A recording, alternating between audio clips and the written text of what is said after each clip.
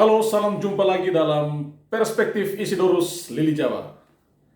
Nono, nok-nok, dan yang menohok.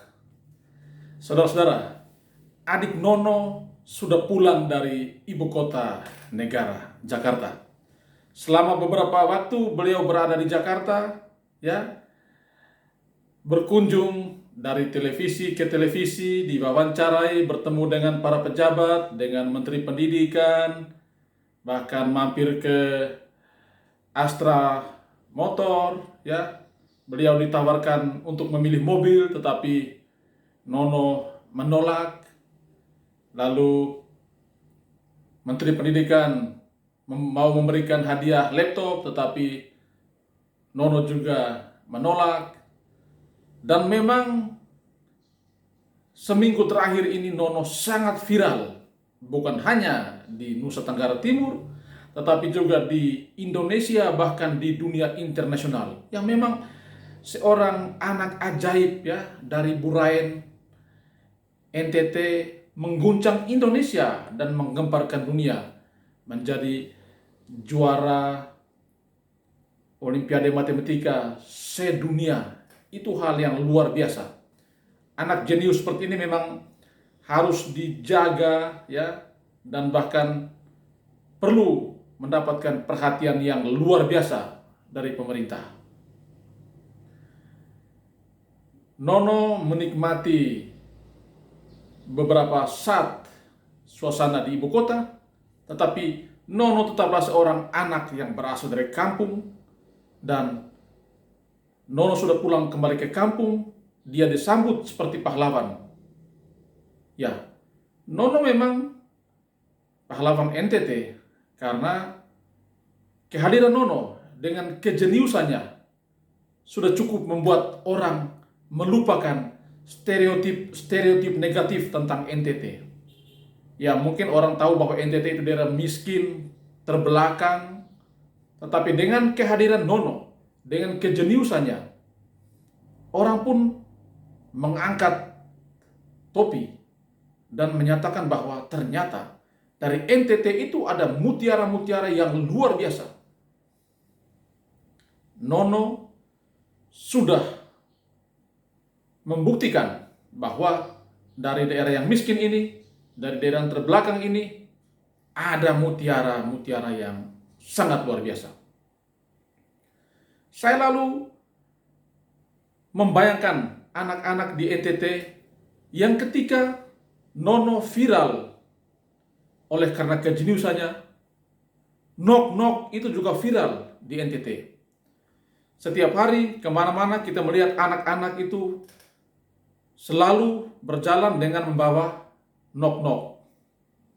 Mereka bermain nok-nok, entah dalam perjalanan menuju ke sekolah, mungkin juga di sekolah, atau setelah mereka kembali dari sekolah, dan bahkan di rumah, mereka banyak menghabiskan waktu untuk bermain nok-nok, atau yang sekarang dikenal dengan yang namanya lato-lato. Pertanyaan saya, ya, dikala Nono menjadi viral karena kejeniusannya, ya, malah ada anak-anak yang menjadi viral karena kepintarannya bermain nok-nok. Bahkan sempat diwawancari televisi, lalu menjadi viral. Dan saya melihat juga anak-anak kita banyak menghabiskan waktunya untuk bermain nok-nok. Pertanyaannya, apakah mereka juga memiliki waktu yang cukup untuk belajar? Karena memang seperti Nono, dia sejak usia 2 tahun itu sudah tekun belajar, jatuh cinta pada matematika, dan ditempa oleh seorang ibu, ya, yang juga seorang guru, menghabiskan waktu untuk belajar. Dan anak-anak kita zaman ini menghabiskan banyak waktu untuk bermain nok-nok. Ini memang suatu situasi yang sangat bertolak belakang. Tetapi saya yakin bahwa dengan viralnya Nono, ya, dengan tampilnya Nono ke pentas publik, itu mestinya menjadi cambuk bagi anak-anak NTT untuk tidak banyak menghabiskan waktu dengan bermain nok-nok. Anak-anak dalam usia bermain wajar kalau mereka bermain, tetapi kalau sudah kelewatan batas, sudah banyak menghabiskan waktu, bahkan menyita waktu belajar hanya untuk bermain nok-nok, tentu itu kita tidak inginkan. Ya. Saudara-saudara, di balik fenomen nono, ya, di balik realitas nok-nok, saya justru menangkap ada hal yang menohok bagi wajah pendidikan kita di Nusa Tenggara Timur. Beberapa waktu yang lalu, ya, di salah satu surat kabar di NTT, di headline kita membaca ada sekolah, ruang kelas di salah satu daerah di Takari itu yang sangat memprihatinkan, ya, ruang kelas yang kondisinya sangat-sangat memprihatinkan. Ini adalah tamparan keras bagi pemerintah kita. Kadang-kadang kita bangga karena memiliki nono, tetapi pemerintah sering lupa bagaimana mencerdaskan anak-anak bangsa dengan menyiapkan sarana prasarana pembelajaran yang layak. Ini harus menjadi catatan serius bagi pemerintah. Bangunlah sekolah yang layak. Bagaimana anak-anak bisa bersekolah dengan baik, ya, bisa belajar dengan nyaman dan aman, kalau gedung sekolahnya tuh reot, berlubang, ya, yang gampang saja dirobohkan angin. Kan kalau hujan mereka kesulitan karena air tiris di mana-mana. Dan itu sangat memalukan dan memprihatinkan kita. Itu tamparan keras bagi wajah pendidikan kita di Nusa Tenggara Timur. Yang kedua, saya juga mendapat banyak informasi, ya, bahwa sekarang ini ada modus baru korupsi, soft corruption, ya, korupsi yang soft. Caranya bukan saja orang merampok uang, tetapi bagaimana memanfaatkan kekuasaan untuk mengambil keuntungan dari setiap kebijakan yang dilakukan oleh sekolah-sekolah. Contohnya begini, sekolah-sekolah itu kan mendapatkan dana BOS, tetapi dinas terkait mengintervensi setiap sekolah itu agar kalau membeli buku atau pengadaan buku harus seizin dinas terkait.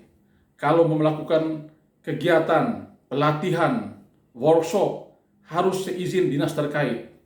Kalau melakukan pengadaan ini dan itu harus seizin dinas terkait. Tujuannya apa?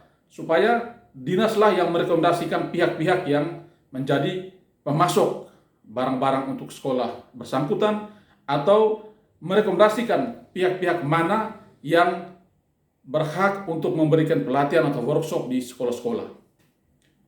Lalu bagaimana modus korupsinya? Jelas, pihak-pihak dinas ini sudah mengambil keuntungan dengan cara mendapatkan fee dari pihak-pihak ketiga itu. Sekolah hanya siap saja, misalnya pengadaan buku, sekolah harus pengadaan melalui dinas, karena nanti ada perusahaan tertentu yang akan memasuk buku. Dan fee-nya sudah diambil oleh dinas terkait. Ini informasi yang saya dengar. Bisa jadi ini informasi yang salah, tetapi mungkin juga benar. Tetapi ini menjadi awasan bagi kita bahwa sekarang sudah berkembang model korupsi yang soft, yang kelihatan dari luar itu tidak ada apa-apanya. Ya, semua berjalan aman, berjalan mulus, tetapi di dalam itu penuh tulang belulang korupsi, modus operandi untuk mengambil keuntungan sebesar-besarnya dari setiap kebijakan yang dilakukan oleh sekolah-sekolah.